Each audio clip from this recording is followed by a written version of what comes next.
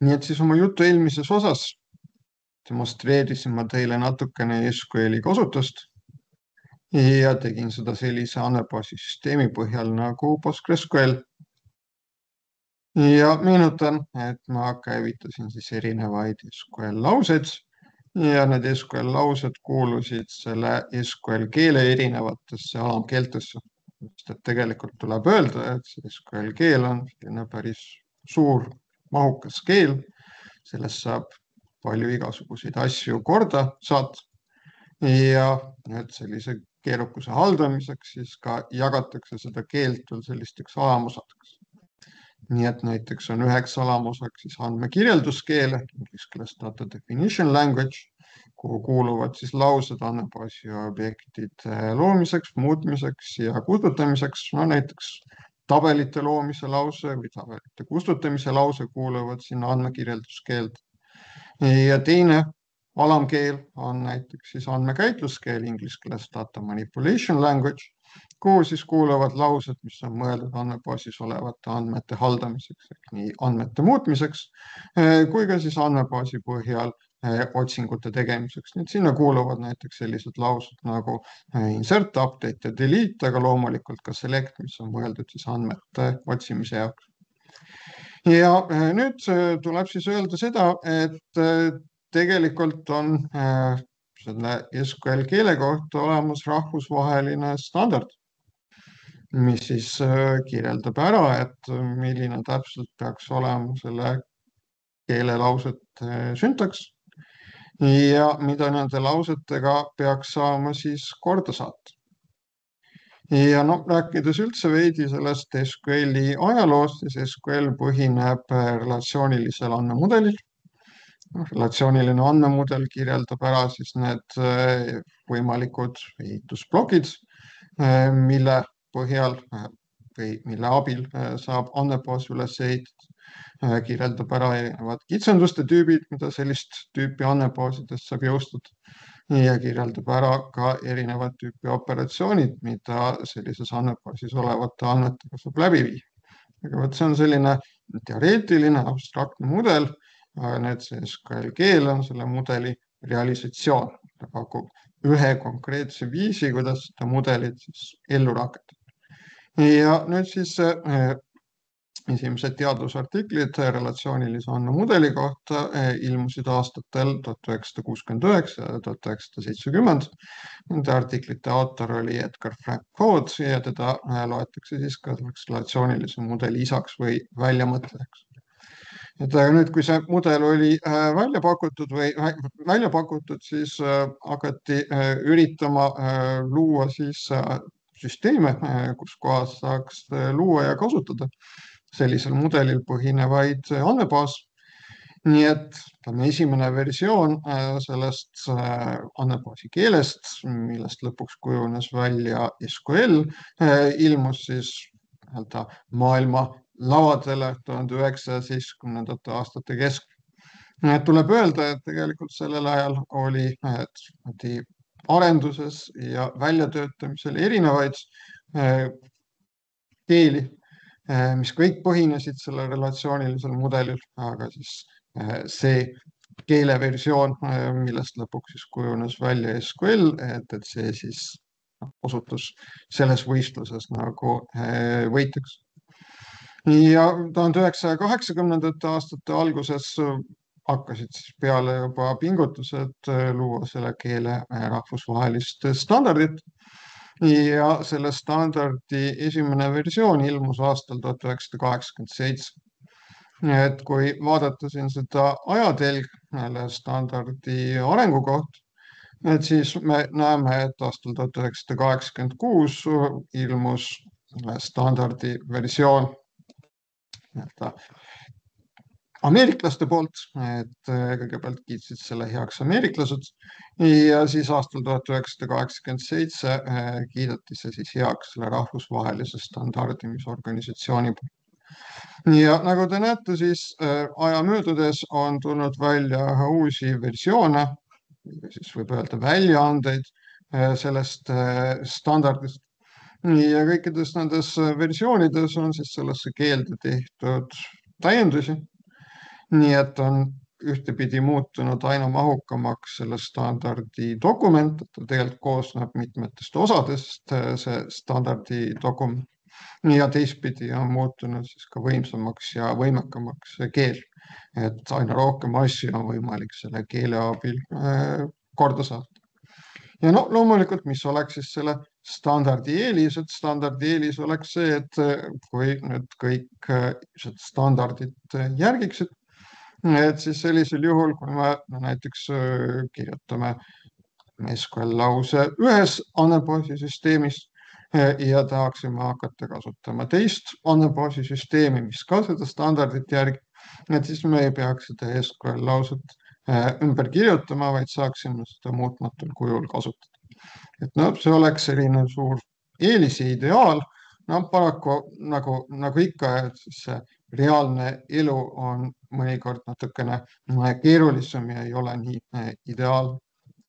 Aga rääkides veel sellest standardist, siis hetkel on standardis 11 osa. Ja kunagi oli internetist ka tasuta kättesaadav selle standardi üks vanem versioon, täpsemalt selle vanema versiooni ametliku avaldamise eelne versioon. Ja lugesin kokku, et seal nendes erinevates osades oli kokku 4079 lehekülge. Ja nüüd mul on ka see versioon siin lahti võetud, et näete, sellel standardil on erinevaid alamusi ja nüüd siis selline kõige põhilisem osa on siis foundation ehk alust. Et siin kirjeldatakse ära siis nii selle keele süntaksireeglid, kui siis ka kirjeldatakse ära nüüd nende erinevate lausete tähendus ja nende lausete abil loodavate andmebaasi objektide tähendus. Nii et see kõik on siia sellisesse mahukasse tekstidokumenti kirja pandud, kusjuures siin kasutatakse sellist küllaltki tehnilist keelt, millest arusaamine nõuab ka teatavat harjutamist.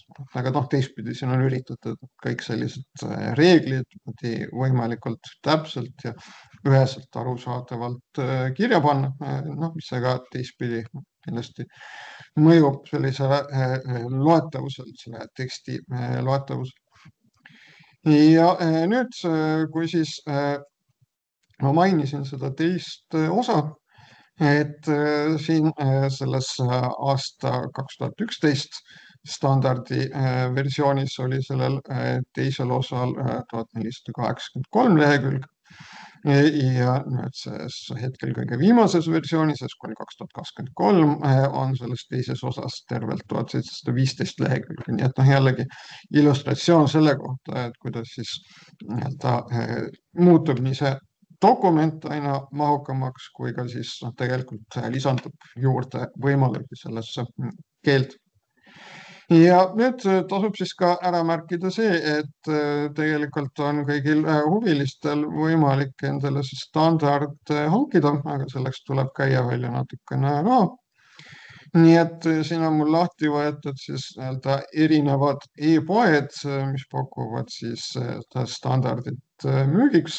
Näiteks siin see rahvusvahelise standardimisorganisatsiooni e-pood, siis ameeriklaste standardimisorganisatsiooni e-pood ja siis näiteks ka austerlaste vastav e-pood, mille kaudu on siis võimalik endale hankida erinevaid standardidokumente. Ja lihtsalt huvitav on märkida, et tegelikult üsna ootuspäraselt erinevatest kohtadest ostes siis ka hinnad on natukene erinevad. Et sellega siis ka tuleks arvestada, kui te näiteks mingil põhjusel tahaksite seda standardit endale hankida selleks, et sellega lähemalt tutvust teha. ja no näiteks siin sellel austerlaste lehel on ka väga kenasti välja toodud selline ajatelg selle kohta, et millised on siis varasemad versioonid, redaktsioonid sellest konkreetsest dokumendist, mis on siis praegu siin see teine osa sellest standardist. Ja no loomulikult eeskätt on see standard oluline siis nendele andmebaasisüsteemide tegijatel, kes siis võiksid ideaalis sellest standardist lähtuda nüüd oma andmebaasisüsteemi väljatöötamisel ja selles pakutava andmebaasi keele väljatöötamisel. Praktikas tuleb öelda, et tegelikult ei ole maailmas ühtegi organisatsiooni, mis siis tegeleks sellega, et sõltumatult hindaks seda, et kui hästi üks või teine SQL andmebaasisüsteem sellele standardile vastab. Ehk siis ütleme need andmebaasisüsteemi tegijad, et nad siis ise deklareerivad ja see on nagu nende vastutusel, et nad siis nagu kommunikeerivad enda kasutajatele, et kui hästi või halvasti nad seda standardit järgivad, et sellist sõltumatut rahvusvahelist instantsi, mis siis hindaks nende andmebaasisüsteemi tegijate väidete paikapidavust, et sellist tegelikult praegu ei ole. Ja nüüd, kui me siis räägimegi sellest, et turul on palju andmebaasisüsteeme, kus kohas on võimalik siis seda SQL keelt kasutada. Ja nagu öeldud, on olemas rahvusvaheline standard selle SQL keele kohta. No tegelikult igas andmebaasisüsteemis saab, mille näol on tegemist selle SQL andmebaasisüsteemiga, saab siis kasutada mingisugust dialekti ehk mägimurrakut sellest SQL keelest. Ja see seos standardiga on siis selline, et kindlasti need keeled mingisuguses osas järgivad seda, mida näeb ette standard. Ja selles mõttes kindlasti on nende erinevate süsteemide dialektidel ka märkimisväärne ülekatt. Aga kindlasti on ka olukord selline, et ükski dialekt seda SQL standardit täies mahus ei realiseeri. Kõiki võimalusi, mida seal on keeles ette nähtud, ei realiseeri. No näiteks kohe ühe asjana tuleb meelde, et SQL standardis juba esimestest versioonidest on ette nähtud võimalus deklareerida selliseid andmebaasi objekte nagu üldised kitsendused ehk assertion'id, mis siis võimaldaksid defineerida andmebaasis sellise kitsenduse ehk piirangu andmetele eraldiseisva andmebaasi objektina ja selles kitsenduses ehk piirangus siis ka viidata näiteks erinevatele tabelitele või sama tabeli erinevatele ridadele. Ja selle kaudu oleks võimalik jõustada andmebaasi tasemel selliseid vägagi keerukaid piiranguid andmetele. Et standardis on see juba ammusest ajast olemas, aga ma ei ole tegelikult teadlik ühestki turul olevast andmebaasisüsteemist, kus selliseid üldiseid piiranguid oleks võimalik kasutada. Ja see on näiteks näide sellest, et kuidas standard midagi ette, aga tegelikult andmebaasisüsteemid seda ei realiseeri. Ja teistpidi kindlasti on ka igal andmebaasisüsteemil mingisugused sellised oma lisavõimalused, nipid ja trikid, nagu öeldakse, mida siis pakub see konkreetne andmebaasisüsteem, aga mida siis ei ole standardis või mida siis veel ei ole standardis. Nii et sellega tuleb siis arvestada. Ja sellega tuleb ka arvestada nüüd sellisel juhul, kui te siis näiteks oma tööga seoses peate kasutama erinevaid andmebaasi süsteeme ja võib-olla näiteks puutute kokku sellise protsessiga, nagu on andmebaasi migreerimine ehk siis andmebaasi ülekandmine ühelt platvormilt teisele. Et on võimalik selline olukord, et need andmebaasi keelelaused, SQL laused, mis teil on kirjutatud ühe andmebaasisüsteemi jaoks, et kui te üritate neid käivitada teise andmebaasisüsteemi põhjal, et siis nende lausete käivitamine ei õnnestu, te saate veateate. On ka võimalik selline olukord, kus kohas teil võtate, käivitate mingisuguse SQL lause ühes andmebaasisüsteemis, siis ta annab ühe tulemuse, kui te võtate ja käivitate sellesama SQL lause teises andmebaasisüsteemis, et siis sellisel juhul ta annab teile teistsuguse tulemuse. Ja siinjuures siis võikski mainida, et tegelikult huvilistel on võimalik ka niimoodi veebipõhiselt siis katsetada näiteks SQL-i erinevate andmebaasisüsteemide põhjal. Et selleks on olemas erinevaid keskkondi, mille ingliskeelne nimi on Fiddle, et kus kohas teil on võimalik online veebipõhiselt siis käivitada SQL koodi erinevate andmebaasisüsteemide vastu. Et konkreetselt ma olen siin lahti võtnud sellise lehe nagu SQL Fiddle, näete, siin on võimalik katsetada SQL lauseid selliste andmebaasisüsteemide korral nagu Microsoft SQL Server, SQLite, PostgreSQL, MySQL, MariaDB, Oracle. Ja nüüd siis prooviks need selliste SQL dialekti erinevuste kohta. Vaataks ühte pisikest katsetust, kus ma käivitan ühte ja sama lauset nii Oracle'i andmebaasi põhjal kui PostgreSQLi andmebaasi põhjal ja vaatan, et millised on siis tulemused. Et kui ma valisin siit Oracle, et no näete, tuleb ette mulle selline leht ja mulle siin pakutakse kohe ka välja üks selline testandmetega tabel. Ja tegelikult ma selle näite jaoks plaaniksingi siis seda testandmetega tabelit kasutada. Näete, siin luuakse tabel product ehk toode, kus on siis 3 veergu.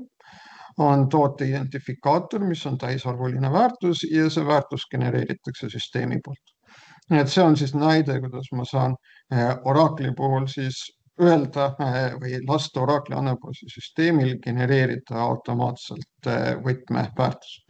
Et sellise kirjapildi peal luuakse andmebaasis selline asi nagu on sisemine arvuajade generaator, mis siis seotakse selle tabeli veeruga. Ja iga kord, kui ma lisan sellesse tabelisse rea, siis selle sisemise arvuajade generaatori poolt genereeritakse automaatselt unikaalne täisarvuline väärtus. Ja nende väärtuste genereerimine algab väärtusest 1 ja neid genereeritakse sammuga 1. Nii et kõigepealt genereeritakse väärtus 1, siis 2, siis 3 ja nii edasi. Siis tootel on nimi, maksimaalselt 100 märki. Kuna siia pole kirjutatud not null, siis tegemist on mittekohustusliku veeruga, ehk tegelikult selles tabeli lahtrites võivad olla, selles veerus tulbas võivad olla siis tühjad lahtrid, kus väärtus puudub, ja see on kirjeldus, mis on maksimaalselt 255 märki ja samamoodi võib puududa. Ja nüüd ma teen siis sellise katsetuse, et näete siin selles mulle välja pakutud lausetes muudan seda insert lauset. Ja muudan seda niimoodi, et tootel number 2 ma nime ei registreeri, sest et nagu öeldud, et nimi võib ka selle tabeli korral puududa. Et ma nime ei registreeri, küll aga registreerin kirjelduse.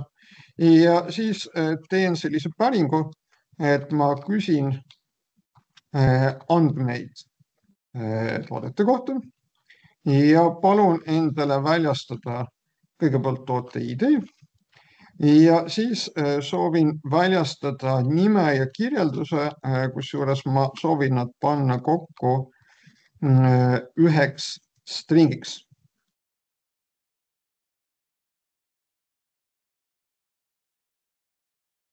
Ja nüüd tekstiliste väärtuste kokkuühendamiseks on võimalik siis kasutada SQL-ist sellist operaatorit, mille nimi on 2 püstkriipsu. Et selle operatsiooni kohta öeldakse, et siin toimub teksti konkateneerimine. Ja siia nende väärtuste vahele ma soovin panna ka tühiku. Nii et ma tahaksin, et mul oleks nimi, siis oleks tühik ja siis oleks kirjeldus. Ja võtame, kirjutame siia from product. Ma soovin siis selliseid andmeid sellest tootetabelist.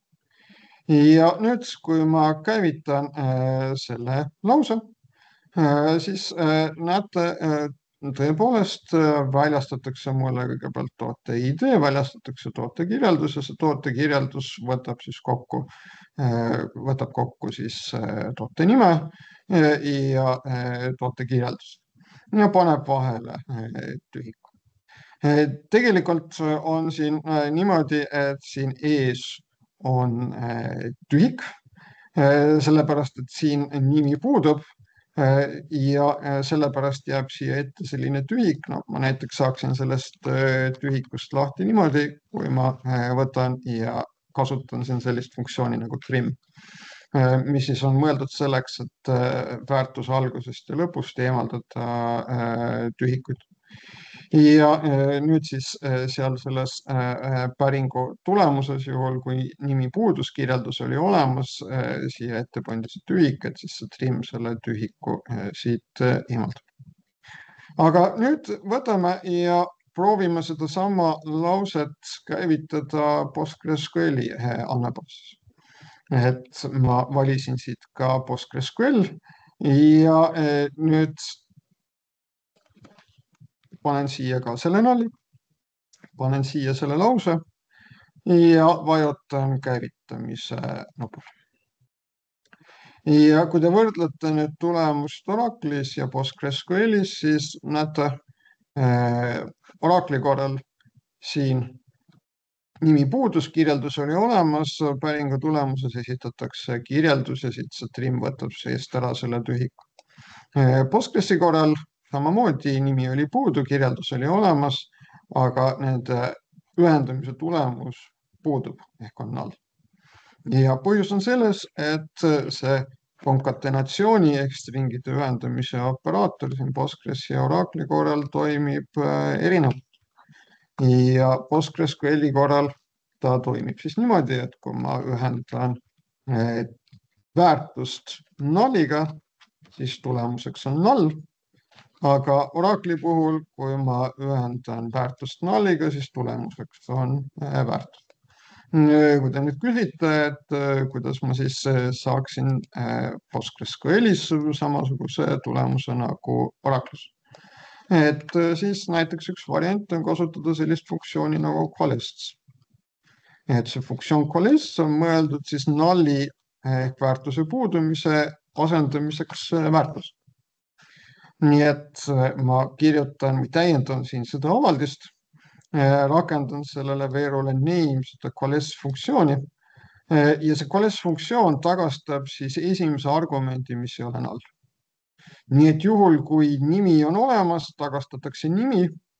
Juhul, kui nimi on puudu, siis tagastatakse tühistring ja tühistring on väärtus, mis sest, et väga lühikene väärtus. Ja kui ma nüüd panen selle lause käima, siis näete, nüüd on siin ka see rida tulemusena olemas. Nii et väikene näide selle kohta, kuidas üks ja sama lause erinevates andmebaasi süsteemides võib anda erineva tulemuse.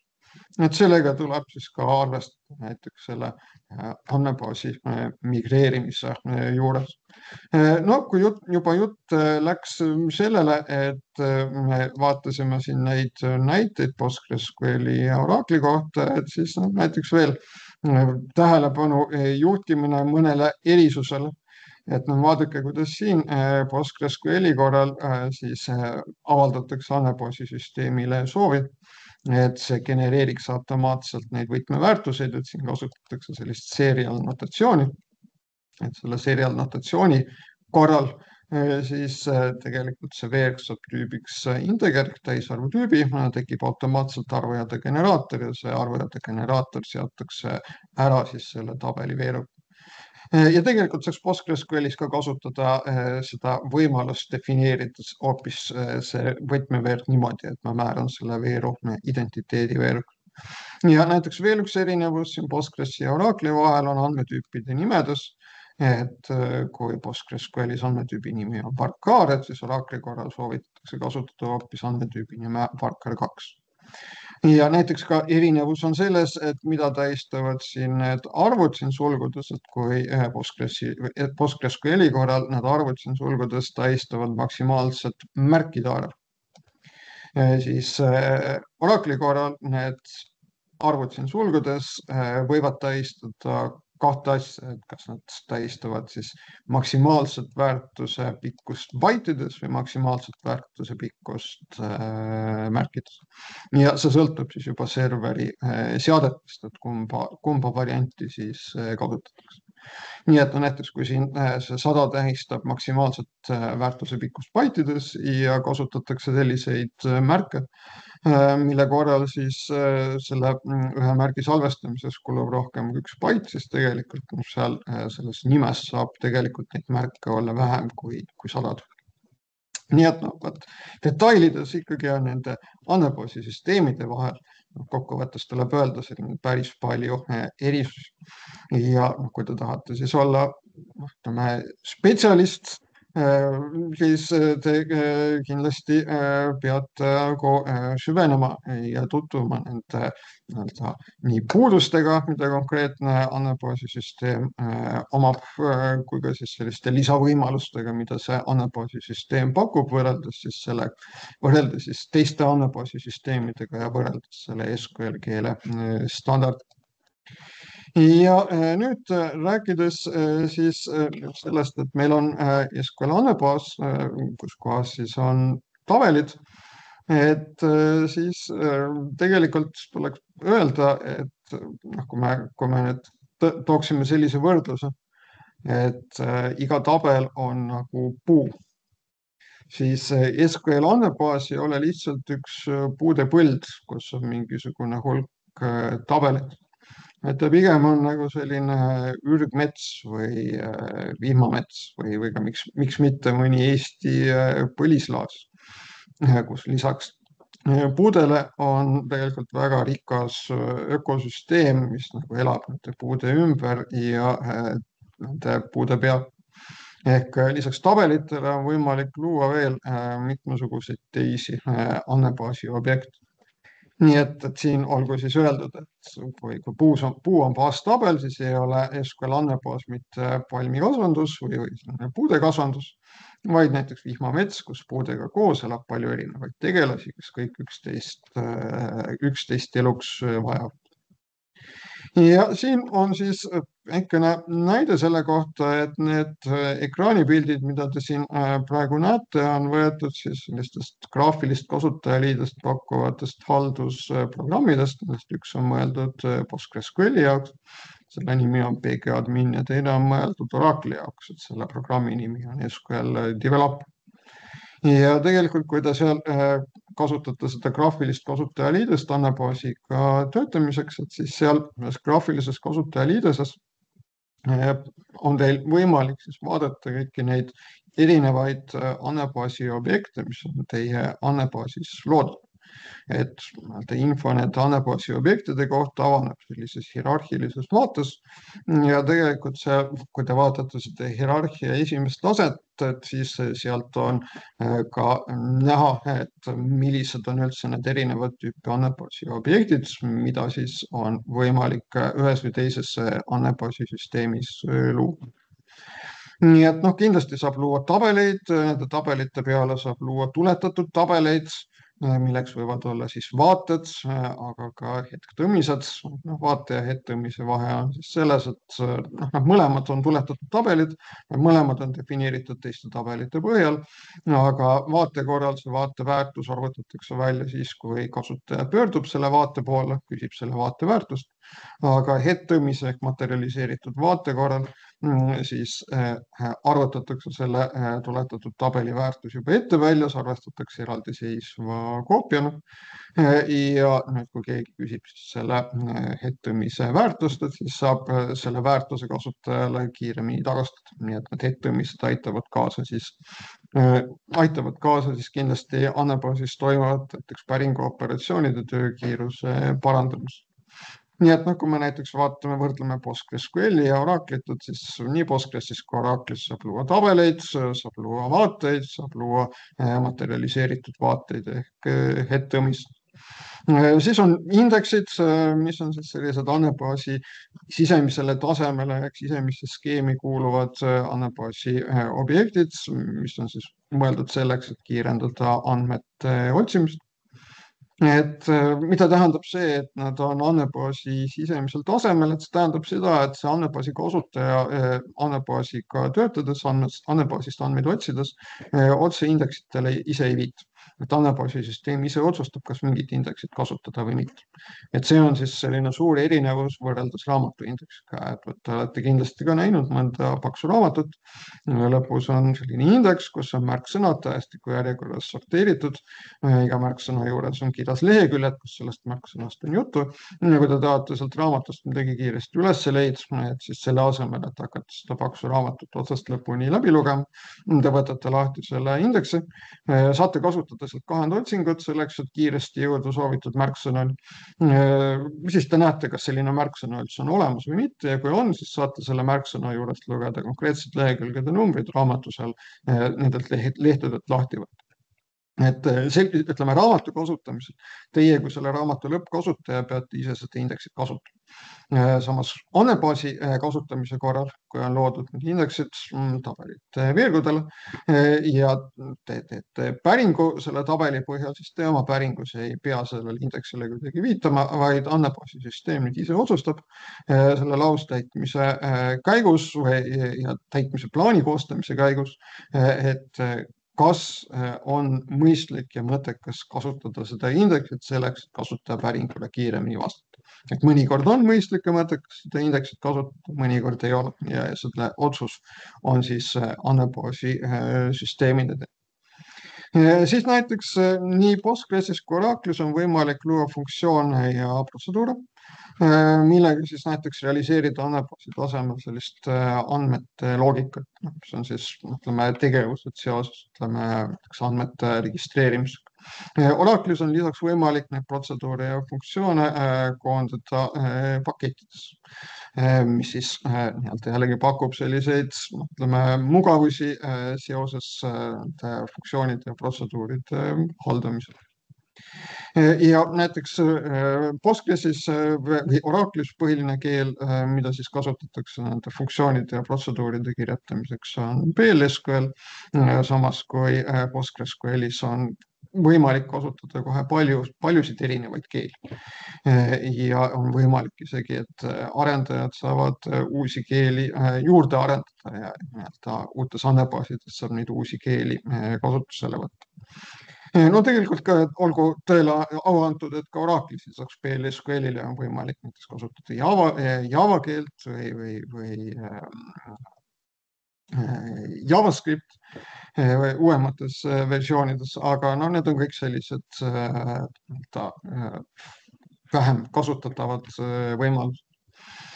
Näiteks mõlemates andmebaasisüsteemides, nii Oracle kui PostgreSQL on võimalik luua ka uusi andmetüüpe.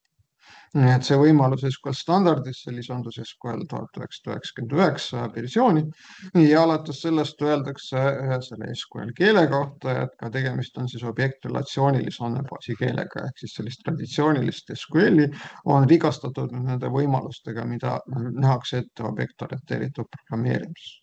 Et praktikas see tähendabki siis seda, et on võimalik luua uusi andmetüüpe ja võimalik kasutada neid andmetüüpe siis tabelite defineerimisel juurde. Näiteks on võimalik nii Postgresis kui Oracle'is ka luua kasutajatel uusi operaatoreid. On nii PostgreSQLis kui Oracle'is võimalik kasutajatel luua arvuajade generaatorid, mis on siis mõeldud selleks, et genereerida siis selliseid unikaalseid väärtuseid, mida saab kasutada võtmeväärtust. Aga näiteks kui tuua välja erisusi, et PostgreSQLis on võimalik luua domeene, mis on sellised taaskasutatavad veeruomaduste spetsifikatsioonid, et ma saan selle domeeni defineerida üks kord ja siis kasutada seda edaspidi erinevate tabeliveergude kirjeldamisel niimoodi, et ma ei pea seda kirjeldust iga kord pikalt kirja panema, vaid ma saan viidata sellele domeenile. Oracle'is kuni kõige viimase ajani domeene ei olnud võimalik luua, et see võimalus lisandus alles hetkel kõige viimasesse Oracle'i põlvkond, Oracle 23 AI. Teistpidi näiteks Oracle'is on võimalik luua siis sünonüüm, mis siis pakuvad alternatiivseid nime, mis võimaldab defineerida alternatiivse nime, mida viidates saab viidata, mida kasutades saab viidata andmebaasi objektil. PostgreSQLis sünonüümide loomise võimalust ei ole. Ja näiteks neid sünonüüme saab kasutada selle jaoks, et kui me siis näiteks nimetada ümber mingisugust andmebaasi objekti, et ütleme selle ümbernimetamise protsessi käigus tegelikult võiks olla mingisugune periood, kus kohas kehtib nii vana nimi kui uus nimi, selleks saabki siis sellele ümbernimetatavale objektile defineerida sünonüümi. Et siis selle üleminekuperioodi jooksul siis muudetakse seda koodi, mis siis sellele andmebaasi objektile viitab niimoodi, et hakatakse kasutama siis seda uut nime. Ja kui siis üleminekuperiood on lõppenud ja läbitud siis ka põhjalik testimine, siis lõpuks on võimalik see sünonüüm kustutada ja see andmebaasi objekt ümber nimetada niimoodi, et ongi kasutusel ainult siis andmebaasis see uus nimi. Nii et nagu te näete, et võimalusi detaile on väga palju, kõigest ei jõua siinkohal rääkida. Nüüd, kui me räägime sellest, olen pikalt rääkinud siin SQL andmebaasi süsteemidest, et tegelikult ei ole SQL ainukene võimalik andmebaasi keel ja selle SQL-i aluseks olev andmemudel ei ole mitte ainukene võimalik andmemudel. Et neid on ka teisi ja oma selles ettekandes ma hiljem nendel lühidalt peatun. Aga siin ma olen interneti ajamasinat kasutades võtnud lahti ühe sellise kena ülevaate, kompaktse ülevaate erinevate andmebaasi tehnoloogiate kohta, mis on siis esitatud sellisena suurlinna metroo kaardil. Ja see metroo on jaotatud erinevateks piirkondadeks. Ja siin siis on kindlasti üks selline väga suur keskne piirkond on siis see relatsiooniline tsoon, kus kohas on siis väga palju andmebaasi süsteeme, mis põhinevad sellel SQL-i aluseks oleval andmemudelil, mis on siis tänapäeval see põhiline, SQL on see põhiline relatsioonilise mudeli realisatsioon, mis on kasutusel. Aga on tegelikult ka päris suur selline mitterelatsiooniline tsoon, kus kohas on siis palju selliseid andmebaasi süsteeme, mis siis tegelikult pakuvad kasutamiseks mõnda muud andmemudelit, kui on siis SQL-i aluseks olev andmemudel. Ja niimoodi sellisest hästi üldiselt võib siis seda tsooni ka kutsuda selliseks NoSQL või mitte SQL tsooniks. Ja sinna kuuluvad andmebaasi süsteemid siis võimaldavad andmebaasi üles ehitada, põhinedes mingisugusel muul või teistsugusel andmemudelil, kui on siis SQL-i aluseks olev andmemudel, et seal on need andmebaaside ehitusplokid teistsugused ja vastavalt on siis ka teistsugune see andmebaasi keel, mis on siis mõeldud nende andmebaaside kasutamise heaks. Nüüd rääkides andmetest, siis tuleb kindlasti öelda, et ütleme, tänapäeval need andmemahud, millega kokku puutub konkreetsetes süsteemides on väga suured, need andmemahud on pidevalt kasvavad, et siin on välja toodud mõningad mõõtühikud nende andmemahtude mõõtmiseks, et ilmselt terabatt ja gigabait on teile sellised hoomatavamad, et ütleme, kuskil sellised üksikkasutaja kõvakettud on, ütleme kuskil selliste mahtudega. Aga me saame rääkida petabaitidest, eksabaitidest, isegi zetabaitidest. Ja siin on siis välja toodud, et milline on siis andmete maht ja selle mahu kasvu dünaamika, mis on siis inimeste poolt toodetud ja talletatud. et siin on näha, et nagu see kasv on selline eksponentsiaal. Et 2011 1,8 zetabaiti andmeid, siis 2020 40 zetabaiti andmeid ja hinnanguliselt 2025. aastaks on siis kokku loodud ja tiražeeritud inimeste poolt 175 zetabaiti andmeid. Nii et ühes uuringus oli ka öeldud, et äriandmete maht kahekordistub kuskil natukene üle 1 aastaga, 1,2 aastaga. Ja no siin veel näiteks näide selle kohta, et kuidas need andmemahud saavad siis nii kiiresti kasvada. Et jälle pärit ühest artiklist, mis siis kirjutas sellest, et kui selline suurem reisilennuk lendab üle Atlandi USA ja Euroopa vahel, et siis ütleme sellises Boeingu laineris tekib mootori töö 30 minuti jälgimise tulemusena 10 terabaiti jälgimise andmeid süsteemide töö kohta. Nii et 4 mootoriga lainer tekitab ühe üle Atlandi lennuga 640 terabaiti andmeid. Ja päevas on või noh, oli pandeemia, siis oli muidugi vähem, nüüd on jälle rohkem. Vähemalt 25 000 lendu. No, osad loomulikult nendest ei ole nii pikad, enamik nendest, väga paljud nendest ei ole nii pikad. Kõik need ei kasuta nii suuri lennukeid, aga no ikkagi saate arvu, et kui ütleme selliste keerukate tehniliste süsteemide töö jälgimise tulemusena tekib nii palju andmeid, ja noh, need süsteemid on pidevalt töös, palju neid süsteeme on pidevalt töös, et noh, millised on need andmemahud siis, millega tuleb tegeleda. Nii et sellega seoses räägitakse ka palju sellisest mõistest, nagu on siis suurandmed, mis keeles siis big data.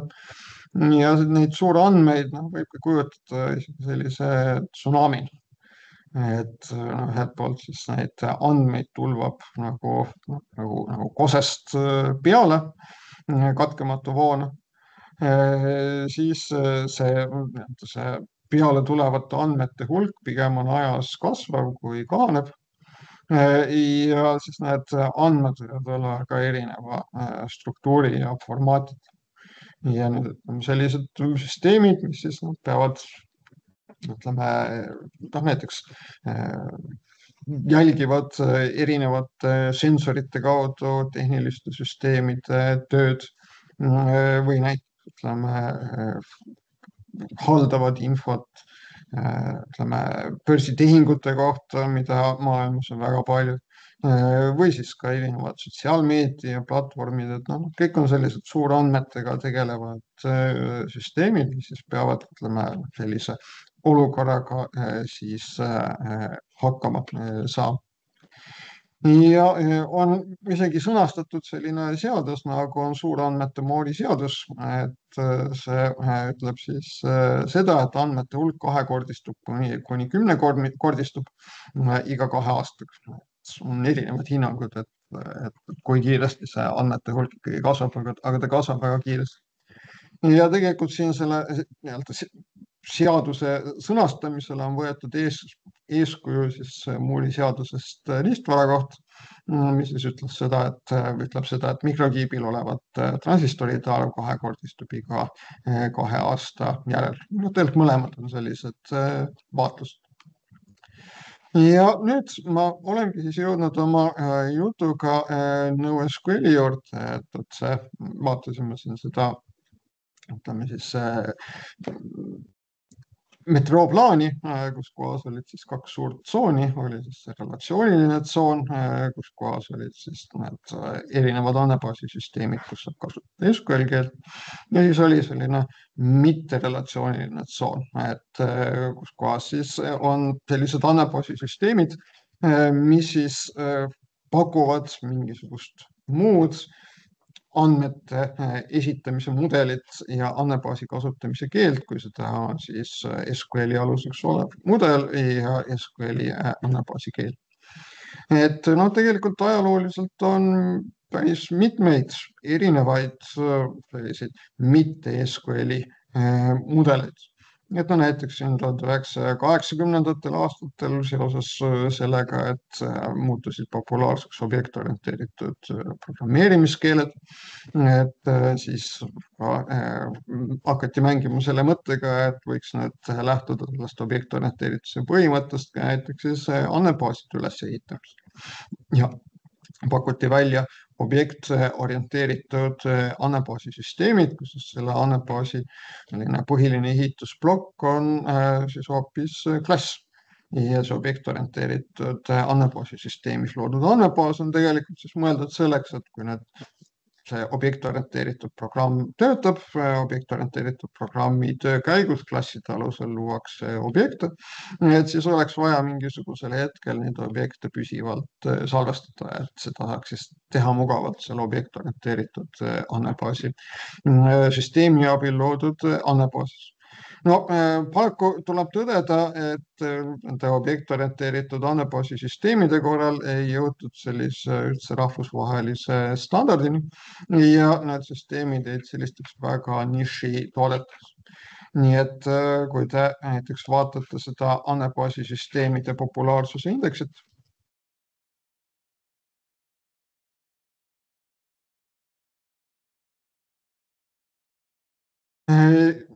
siis tegelikult sealt on võimalik ka vaadata seda populaarsust erinevate andmemudelite alusel. Ja no näiteks siin on selline klass nagu on objektorienteeritud andmebaasisüsteemid ja ma näen, et siin on endiselt andmebaasisüsteeme välja toodud ka aastal 2024, aga kui vaadata siin nende populaarsust ja võrrelda siin kõige populaarsemate andmebaasisüsteemide populaarsuse indeksiga, millest enamik on siis SQL andmebaasisüsteemid, et siis need erinevused on ikkagi väga märkimisväärsed, nii et need objektorienteeritud andmebaasisüsteemid tänapäeval on tõeline niši toode. Või siis näiteks 2000ndate aastate alguses pakuti välja selline formaat andmete esitamiseks, nagu on XML. Mõte oli siis selles, et andmeid võiks esitada niimoodi, et nad oleksid ühelt poolt inimloetavad ja teiselt poolt ka masinloetavad. Pakuti välja selleks XML formaat ja siis hakkasid erinevad süsteemid omavahel siis vahetama infot just XML dokumentidega. Ja loomulikult, kui mingisugune süsteem sai endale sisendina andmeid XML dokumendina, tekkis kohe küsimus, et mida siis nende andmetega teha, kuidas need salvestada. Et loomulikult saaks seda XML dokumenti töödelda, sealt andmeväärtused eraldada ja salvestada nad niimoodi SQL andmebaasi tabelitesse. Aga tekkis mõte, et aga miks mitte võtta nüüd selline XML dokument aluseks üldse selle andmebaasi ülesehitamisele, et ehitadagi nüüd sellest XML-ist lähtuvalt üles nagu selline uus lähenemine andmebaasidele ja siis muuhulgas pakuti välja, et võiks hakata looma selliseid XML andmebaasisüsteeme, kus kohas siis põhiline andmebaasi ehitusplokk oleks hoopis siis XML dokumentide kogum ehk kollektsioon ja andmeid seal esitatakse siis nendesse kogumitesse kuuluvate XML dokumentide. Ka tänapäeval on selliseid süsteeme turul olemas, aga jällegi, kui te vaatate siin nende populaarsust, võrdlete kõige populaarsemate andmebaasisüsteemide populaarsusega, siis on näha, et see on sellised tõeliselt nagu niši tooted. Ja tegelikult põhjus, miks pärast näiteks see objektorienteeritud andmebaasisüsteemid ega XML andmebaasisüsteemid siin jalgu alla ei saanud, et ühtepidi jah, selline standardite ühtse lähenemise puudus, teiselt poolt ka see, et SQL on selline suurepärane kohane. Et ütleme, mikspärast see SQL endiselt on tänapäeval nii valdav, nii populaarne, nii palju kasutusel on see, et niipea kui on tekkinud sellised uued ideed, kuidas siis võiks andmeid esitada, et siis mõne aja pärast on neid ideid siis võetud üle SQL-i. Nii et näiteks siis nagu ma just ka mainisin, et SQL-i versiooni SQL 1999 lisandus siis võimalus defineerida uusi andmetüüpe, kasutada neid tüüpe tabelite veergude loomisel. Et no niimoodi võeti tegelikult, toodi sisse neid võimalusi, mida üritasid pakkuda need objektorienteeritud andmebaasisüsteemid. Või siis SQL 2003 lisandus XML andmetüüp ja lisandusid funktsioonid ja operaatorid XML formaadis andmete töötlemiseks. Nii et tegelikult tänapäeva SQL andmebaasisüsteemides te saate kasutada sellist andmetüüpi nagu XML, te saaksite SQL andmebaasi tabelites salvestada XML dokumente ja andmebaasisüsteem pakub teile funktsioone, operaatorid selleks, et teha need XML dokumentide põhjal näiteks päringuid lugeda sealt andmeid välja. Nii et sellised võimalused on süsteemides olemas. Nii et mida ma selle jutuga tahan öelda on, et selliseid mitte SQL süsteeme, et nendel on selline pikem ajalugu ja neid on oluliselt rohkem, et seda terminit NoSQL hakati nüüd kasutama umbes aastast 2009. Kui seda kasutati ühel tarkvaraarendajate kohtumisel. Ja see, tegelikult see on selline termin, mis viitab ühele sellisele üldmõistele, võiks öelda sellisele vihmavarjule, mille alla koondub või on koondunud selline suur hulk uue põlvkonna andmebaasisüsteeme, mida siis ühendab eeskätt see, et nende andmebaasi keel ei põhine siis sellel relatsioonilisel mudelil ja see andmebaasi keel ei ole SQL. Ja ütleme, et küsimus on, et mida see NoSQL tähendab, et kindlasti kui see termin esimest korda laiemalt kasutusele võeti, et siis see eeskätt peeti silmas seda Node2SQL.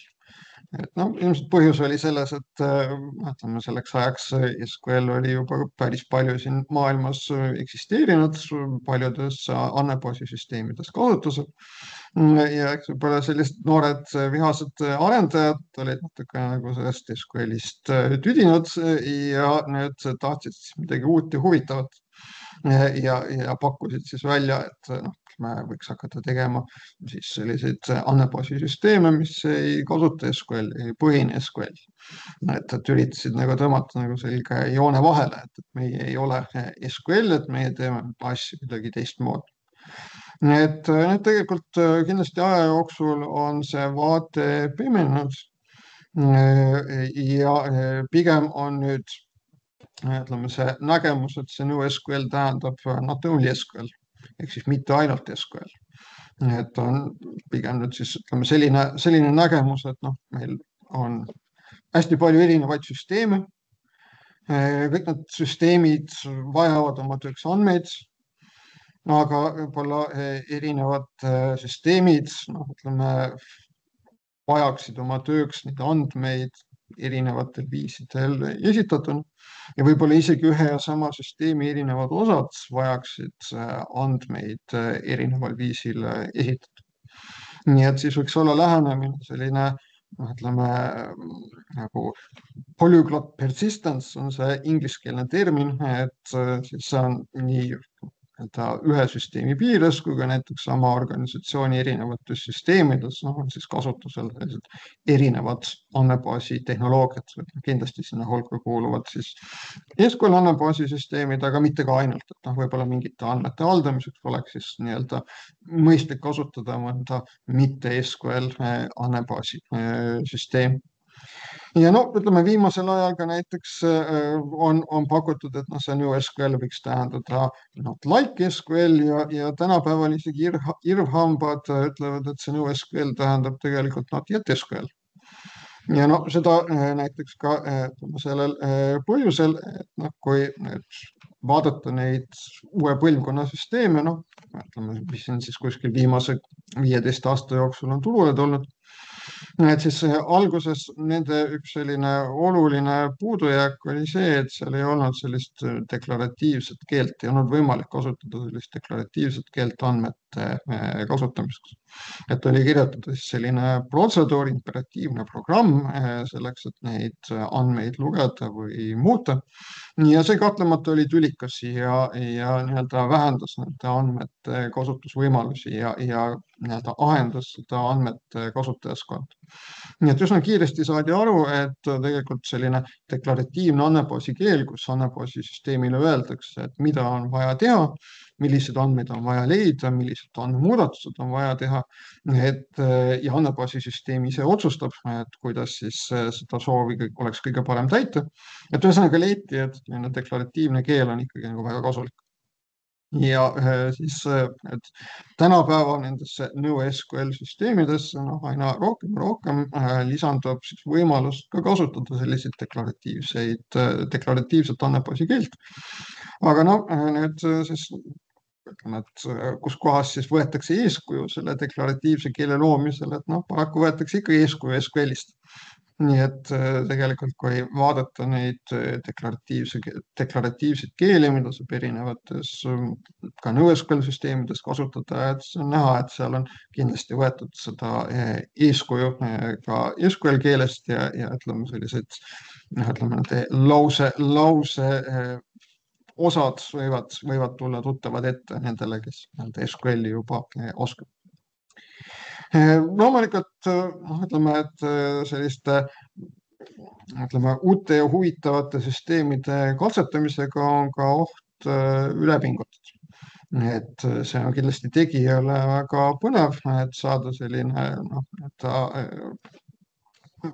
väga paljusid erinevaid süsteeme kombineeriv tarkvaraline lahendus tööle. Et see tegijale kindlasti võib olla nagu põnev, väljakutset pakkuv, aga siin tuleb ka mõelda sellele, et neid süsteeme tuleb hiljem ülal hoida, edasi arendada. Peavad olema inimesed, kes on selleks kompetentsed ja mida rohkem neid erinevaid süsteeme on, mida rohkem nad on omavahel läbi põimunud, et siis tegelikult seda keerulisem on süsteemidest aru saada ja neid süsteeme täiendada. Nii et siin kindlasti ka tuleb olla ettevaatlik selliste tehniliste lahenduste väljatöötamisel. Ja rääkides siis nendest NoSQL süsteemidest, et siis nagu öeldud, et see NoSQL on siis tegelikult nagu selline termin või vihmavari sellistele üsna eripalgelistele süsteemidele, mis siis nii-öelda esitavad neid andmeid mingil muul viisil, kui siis tabelitesse organiseeritud.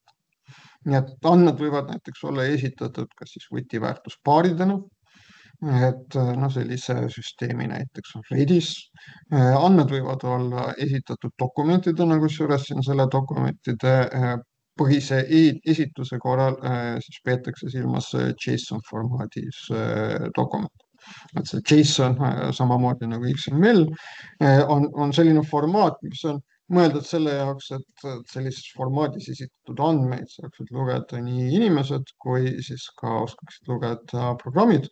Aga ütleme, see süntaks seal ei ole nii lopsakas ja ta võib olla ka inimesele kergemini loetavam võrreldes XML dokumentiga. Nii et need dokumendipõhised andmebaasi süsteemid, et nad siis just siin peetakse silmas, et need andmed on esitatud siis JSON dokumentidena ja see põhiline andmebaasi ehitusplokk on siis dokumentide kollektsioon, kuhu siis kuuluvad erinevad dokumendid. Siis on näiteks Veeru perekondade mudel, column family model, kus siis nii-öelda see andmed on organiseeritud justkui ka tabelitesse, kus on read ja veerud, ainult et nii-öelda ühes ja samas tabelis saavad olla siis erineva struktuuriga read.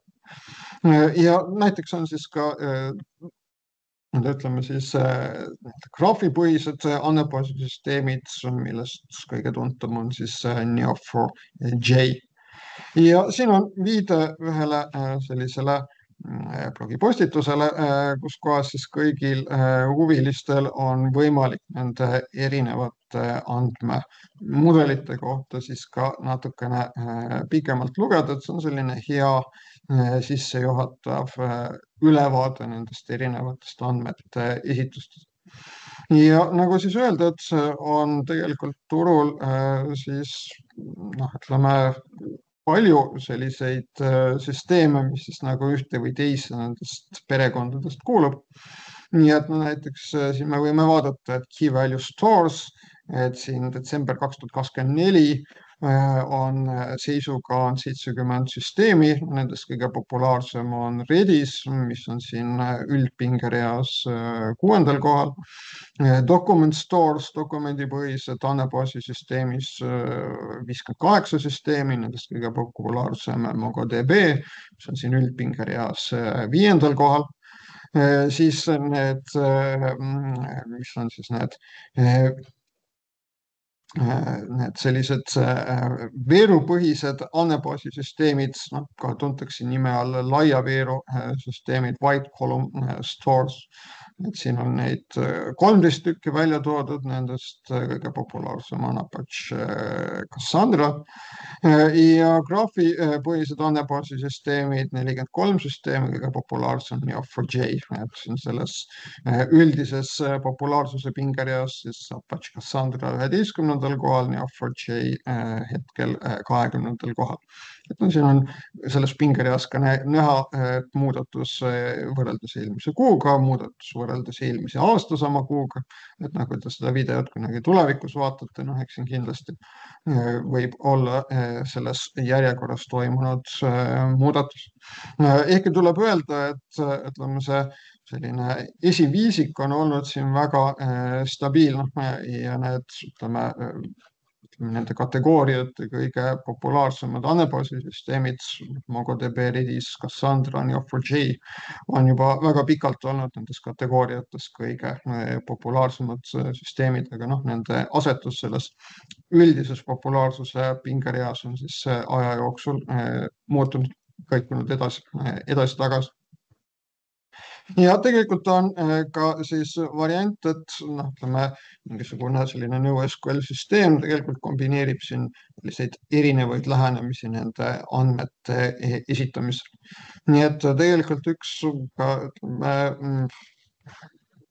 probleeme seoses nende NoSQL süsteemidega on selline standardite vähesus, mis võib-olla siis, kui need tehnoloogiad olid veel väga noored, olid alusaadavad, et ei olnud veel sellised kõik lähenemised välja kujunenud ja ei olnud nagu mõistlik seda standardit kohe looma hakata. Aga nüüd, kui on need tehnoloogiad juba küpsenud, et siis kindlasti oleks ka aeg standardite järgi, sest et kui standardid ei ole, iga süsteem teeb asju omamoodi, et siis on ikkagi suur probleem, et näiteks te tahate kasutada dokumendipõhist andmebaasisüsteemi, kasutate süsteemi A, aga siis see süsteem A enam teie soove, teie nõudeid ei rahulda või näiteks lähevad selle süsteemi tegijad üldse pankrotti, te tahate asendada selle süsteemiga B, aga noh, kuna ei ole ka mingit ühtset standardit, mida isegi oleks üritatud järgida, et siis üleminek ühelt süsteemilt teisele võib sellisel juhul osutuda üpriski vaevaliseks. Nii et näiteks graafipõhiste andmebaasisüsteemide korral on selle standardi loomiseni jõutud ja tegelikult samal käesoleval 2024. aastal siis ka pakuti välja rahvusvaheline standard graafi andmete andmebaasi keele kohta. Nii et mis siis iseloomustab neid NoSQL andmebaasisüsteeme, et nad pakuvad siis selliste traditsiooniliste SQL andmebaasisüsteemidega võrreldes, nendele traditsioonilistele SQL andmebaasisüsteemidele mõnikord ka viidatakse, kasutades sellist terminit nagu on siis old SQL või vana SQL, et nad pakuvad siis nendega võrreldes paremat operatsioonide töökiirust väga suurtel andmehulkadel. Ja samuti võivad pakkuda paremat skaleeritavust ehk siis võimet kasvada järk-järgult. Ja siin peetakse silmas siis seda, et ütleme, mul on selline serverarvutite klaster ehk kobar ja ma tahaksin sinna sellesse klastrisse lisada uusi serverarvuteid ja hakata andmeid ka nendesse serverarvutitesse salvestama.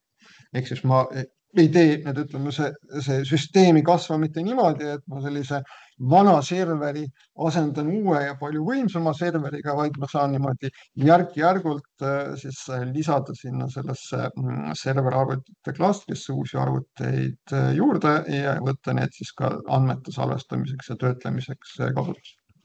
Et need NoSQL süsteemid võivad pakkuda sealjuures siis paremaid võimalusi selle asja teostamiseks.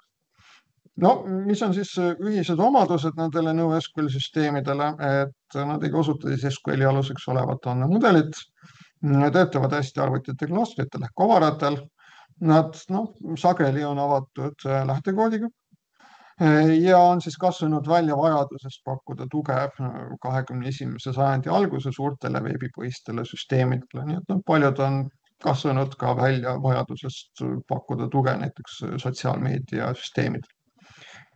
Ja veel üks iseloomustav fraas, mida kasutatakse nendest NoSQL andmekogudest rääkimine, on siis see, et nad justkui on skeemitud, et andmed on skeemitud. Et mida see praktikas tähendab? See praktikas tähendab seda, et nende andmete struktuuri ei jõustata siis mitte andmebaasi tasemel, aga see andmete struktuur peab olema andmete kasutajatele lõpuks teada, sest et muidu nad ei saaks neid andmeid kasutada. Ja tegelikult siis andmete struktuur on niimoodi ilmutamata kujul kirjeldatud rakenduse koodis. Nii et tegelikult oleks õigem üldse rääkida kasutada selliseid mõisteid nagu skeem lugemisel ja skeem kirjutamisel. SQL andmebaaside korral on siis kasutusel skeem kirjutamisel lähenemine. See tähendab seda, et andmebaasi tasemel defineeritakse ära andmestruktuurid ja defineeritakse ka ära näiteks piirangud andmetel.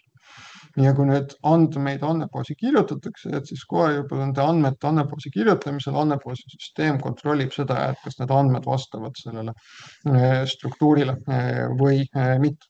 Ja kui need andmed sellele struktuurile ei vasta, siis sellisel juhul andmebaasi süsteem annab kohe teada, et need andmed ei ole selle skeemiga kooskõlas ja neid andmeid tuleks siis parandada. Ja siis proovida uuesti neid andmeid registreerida. Nüüd see skeem lugemisel lähenemine on siis selline, nii et see skeem kirjutamisel on siis midagi, mida pakuvad traditsiooniliselt siis SQL andmebaasi süsteemid. Nüüd see skeem lugemisel lähenemine on siis selline, kus kohas andmebaasi tasemel seda andmebaasi andmete struktuuri ei jõustata. Ja järelikult siis ka andmete andmebaasi kirjutamisel ei kontrollita, et kas need andmed peaksid sellele struktuurile vastama, sest et seda struktuuri ei ole andmebaasi tasemel ära kirjeldatud.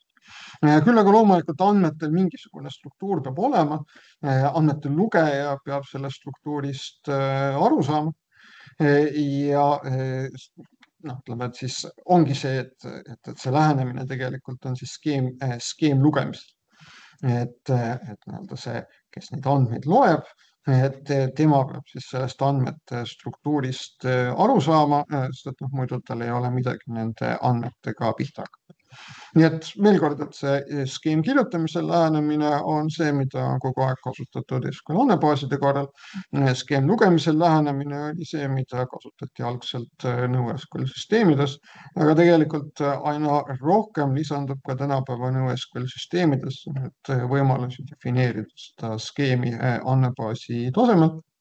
Niimoodi, et andmete kirjutamisel juba kohe kontrollitakse siis nende andmete vastavust nendele reeglitele, mis on selle skeemiga paika pandud ja antakse kasutajale märku, et kui need andmed ei ole nende reeglitega kooskõlas.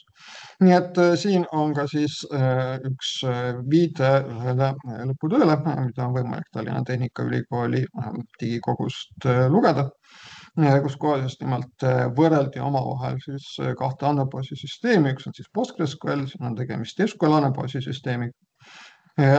kus on aga võimalik ka salvestada JSON dokument. et PostgreSQLis on olemas või toetatud vastavad andmetüübid, on toetatud JSON formaadis andmetega, andmete kasutamiseks mõeldud funktsioonid ja protseduurid, funktsioonid ja operaatorid. Ja tegelikult on siis võimalik siin PostgreSQLi baasil realiseerida selline hübriidne andmebaas, kus kohas siis võib-olla osa andmeid on salvestatud sellise traditsioonilise struktuuriga tabelites ja teine osa andmetest on võib-olla siis salvestatud selliste JSON dokumentidena, JSON tüüpi veergudest. Ja teiselt poolt siis võrreldi MongoDB-d, mis on siis see dokumendipõhine NoSQL andmebaasi süsteem, kus see põhiline andmebaasi ehitusplokk ongi siis JSON dokumentide kollektsioon ehk kogum. Ja neid andmebaasisüsteeme just nimelt võrreldi nüüd selles osas, et kuidas siis saab nendes defineerida kitsendusi ehk piiranguid andmebaasi struktuuril, sealhulgas siis ka sellisel juhul, kui need andmed on esitatud JSON dokumentidega. Nii et on tegelikult ka, ütleme, sellel MongoDB-sse on lisandunud juurde võimalus ka siin andmebaasi tasemel siis seda dokumentide skeemi defineerida ja andmete salvestamisel siis kontrollida, et kas need andmed sellele skeemile vastavad või mitte.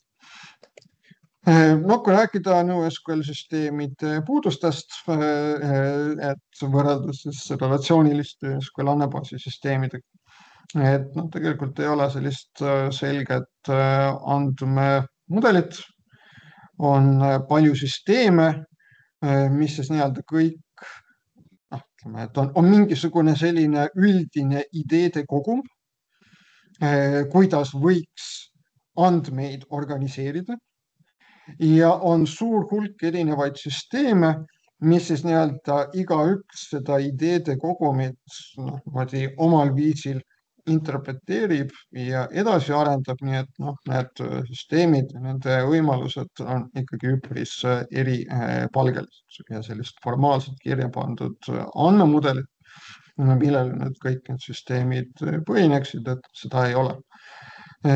Madalam abstraktsiooni tase, ka näiteks see, et ei ole see järgmine punkt seotud selle järgmise punktiga, et ma ei ole sageli või vähemalt ajalooliselt ei olnud sageli sellist kõrgtaseme deklaratiivset andmebaasi keelt, mille abil siis andmetega töötada, vaid tuli kirjutada selline detailne protseduur andmete lugemiseks ja muutmiseks. Ja samuti näiteks ka vähem ranged nõuded transaktsioonidele ehk tehingutele. Nii et SQL andmebaaside korral kindlasti üks selline oluline funktsionaalsus, mida nad peavad pakkuma, on siis nii-öelda toetada tehingutöötlust, toetada andmete kasutamist, samaaegset kasutamist erinevate kasutajate poolt ja siinjuures kasutatakse siis või nendele tehinguomadustele viitamiseks siis kasutatakse sellist akronüümi nagu ATSID ehk siis atomaarsus, terviklikkus, isoleeritus ja püsivus ehk jätkuvus. Et mida siis peab andmebaasisüsteem garanteerima. Et nendel NoSQL süsteemidel tegelikult need nõuded transaktsioonidele on lõdvemad ja paljudes sellistes igapäevatööd võimaldama pidavates operatiivsüsteemides need sellised lõdvemad nõuded ei ole piisavad. No siin veel näiteks väikene näide selle kohta, et mis vahe nüüd on sellel, et kas mul on deklaratiivne keel või imperatiivne keel. Et siin ma tahaksin siis ühendada andmeid, et siin ühel pool on siis dokumentide ühendamise protseduur MongoDB-s, mis siis kirjeldab, kuidas ühendamist teostada ja teisel pool on siis selline palju lühem lause, mis siis nagu deklareerib ja ütleb süsteemile, et sellised andmed üle selliste atribuutide tuleb ühendada. Ja loomulikult see deklaratiivne keel tähendab, et on tegelikult lause on lühem, lihtsam. Süsteemil on seda kergem optimeerida ja üldse, mida rohkem koodi inimene ise kirjutama, et seda rohkem on tal võimalusi teha vigu ja seda rohkem on vaja ka seda koodi testida. Nii et no, siin küll tõele au andes, et MongoDB-sse ka lisandus võimalusi, et panna kirja seda ühendamise operatsiooni lühemalt, et alates MongoDB 3.2 saab seal ühendamisoperatsioonide jaoks kasutada sellist lookup operaatorit, nii et noh, viitab sellele, et paljudesse NoSQL süsteemidesse on lisandunud kas deklaratiivse andmebaasi keele kasutamise võimalus või siis uusi operaatoreid, mis siis võimaldavad panna kirja protseduure rohkem sellises funktsionaalses stiilis, mis on selline deklaratiivse viis enda soovide kirja panemiseks. Ja nüüd veel on nende NoSQL süsteemide puuduseks see, et on, kuna ei ole defineeritud seal andmebaasi tasemel seda kirjutamise skeemi, vaid see skeem on kirjeldatud ära seda andmebaasi kasutavates rakendustes. Et siis see muudab raskeks väljaspool konkreetset rakendust andmetele ligipääsemise ja nendest andmetest arusaamise. Vähem ranged nõuded transaktsioonidele võivad viia ebakorrektsete andmete andmebaasi sattumiseni ning sellest tulenevate valede otsusteni. Ja tegemist on endiselt sellise arengujärgus tehnoloogiaga, palju konkureerivaid lähenemisi, kerge on jääda sellise ühe toote lõksu. Ja nüüd rääkides siis võimalustest, mida pakub SQL, et siis tegelikult SQL on olnud selline suurepärane kohaneja, aga sellest räägin siis edasi juba järgmisel korral.